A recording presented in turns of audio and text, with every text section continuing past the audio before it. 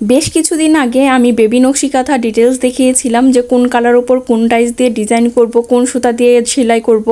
Finally বেবির নকশি কাঁথাগুলো complete হয়ে গেছে। আমি 5টা কাঁথা রেডি করেছিলাম। আমার ভিডিও যারা নিয়মিত দেখেন তারা হয়তোবা এখন ভাববেন যে কেন আমি এতগুলো নকশি কাঁথা বানাচ্ছি, আবার বেবি নকশি কাঁথা। তো অলরেডি আপনারা গেস করতেই পেরেছেন যে কেন বানাচ্ছি। আপনারা ঠিকই ধরেছেন, আমাদের পাশে কিন্তু নতুন অতিথি আসতে যাচ্ছে, যার জন্য এতগুলো নকশি কাঁথা তৈরি করা হচ্ছে।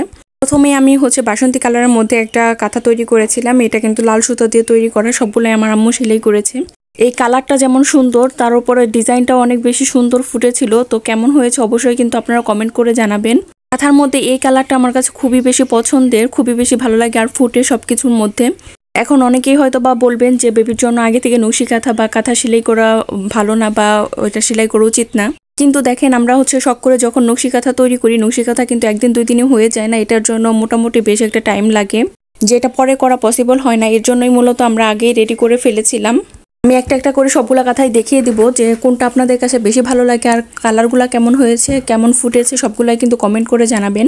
এটা কিন্তু ছিল একটা লাল খয়েরির ওপরে এই কালারটার মধ্যে সাদা সুতা দিয়ে কাজ করাতে খুব সুন্দরভাবে ফুটেছিল। ডিজাইনটাও জাস্ট অসাধারণ ছিল। গোলাপের ডিজাইনটা, এটা আমার কাছে খুবই পছন্দের একটা কাঁথা। কাঁথার মধ্যে যে কয়টা কাঁথা আমার কাছে খুব বেশি ভালো লাগে, হলুদ কালার বা বাসন্তী কালার যে যেটাই বলেন, খয়েরি কালার আর লালটা। আর আমি এই 3টা কালারই নিয়েছিলাম। এখন যেটা দেখাচ্ছি এটা লাল খয়েরি। এই কালারটার উপর সাদা সুতাতে সেলাই করাতে খুব সুন্দরভাবে ফুটেছে। আপনারা কিন্তু দেখে অলরেডি বুঝতেই পারছেন যে কতটা সুন্দর লাগছে, আর কেমন লেগেছে আপনাদের কাছে সেটা কিন্তু অবশ্যই আপনারা জানাবেন। এরপর কিন্তু এই যে আমার সেই পছন্দের লাল কাঁথাটা দেখাবো। লাল কাঁথাটাও কিন্তু অনেক বেশি সুন্দর হয়েছিল। লালের মধ্যে হলুদ কালার সুতা দিয়ে সেলাই করা হয়েছিল। 5টা কাঁথা বানানো হয়েছে। 5টা কাঁথার ডিজাইন আলাদা, সুতার কাজ আলাদা, আর কালারগুলোও আলাদা, সবকিছু ডিটেলস আলাদা। লালের ওপর হলুদ কালার সুতা দিয়ে সেলাই করা হয়েছে, যার জন্য আরো বেশি ফুটেছে। আর এই ডিজাইনটাও কিন্তু মারাত্মক সুন্দর। আমার কাছে প্রতিটা কাঁথার ডিজাইনই কিন্তু অনেক বেশি ভালো লেগেছে। এক একটা থেকে এক একটা অনেক বেশি সুন্দর। আপনারা দেখে বুঝতেই পারছেন কতটা নিখুঁত করে কাজ করা হয়েছে আর কতটা ইউনিক। আমার কাছে তো দেখেই বেশ ভালো লাগতেছে। খুব করে চেয়েছিলাম আমি নিজে একটা কাঁথা সেলাই করব, কিন্তু আসলে আমি পারি না, বা আমার ধৈর্য সহ্য কোনোটাই নাই। তার জন্য আমি আর কন্টিনিউ করতে পারি না। এগুলো সবগুলোই আম্মু সেলাই করেছে। এই যে দেখেন, 2টা কালার আমি একটু তফাৎটা বোঝানোর জন্য দেখাচ্ছিলাম। অনেক সময় লাল খয়েরি আর লাল কালারটা একই রকম দেখা যায় বা বোঝা যায়। অনেকেই বলে থাকে যে 2টা কালার একই কাঁথা বানিয়েছি। বিষয়টা এরকম না, এরকম 5টা কাঁথা 5টা কালার আলাদা আলাদা দেখা যাচ্ছে। এই যে এখন যে কাঁথাটা দেখাচ্ছে এটা কিন্তু কফি কালার। এই কালারটাও কিন্তু অনেক বেশি সুন্দর। আমার কাছে এই কালারটা অনেক বেশি ভালো লেগেছে।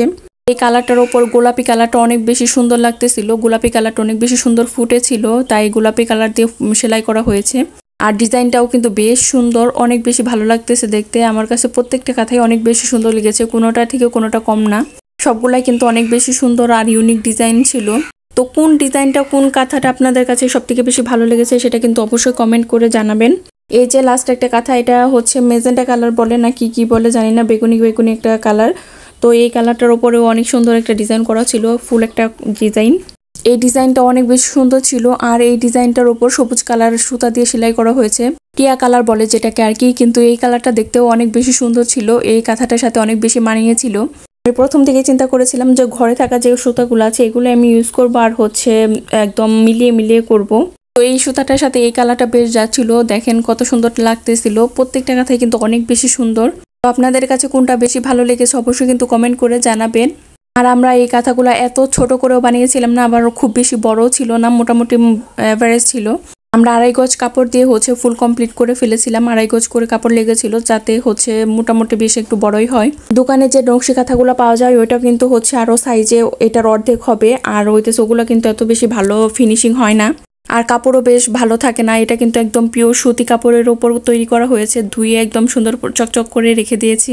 আপনারাও যদি শখ করেন তাহলে কিন্তু আগে থেকেই রেডি করে রাখতে পারেন। এরকম নিজের হাতে তৈরি করা নকশি কাঁথা দিয়ে সেলাই করে রাখতে পারেন। আশা করি আপনাদের ভালো লেগেছে ভিডিওটা। তো ভালো লাগলে অবশ্যই একটা লাইক দিবেন।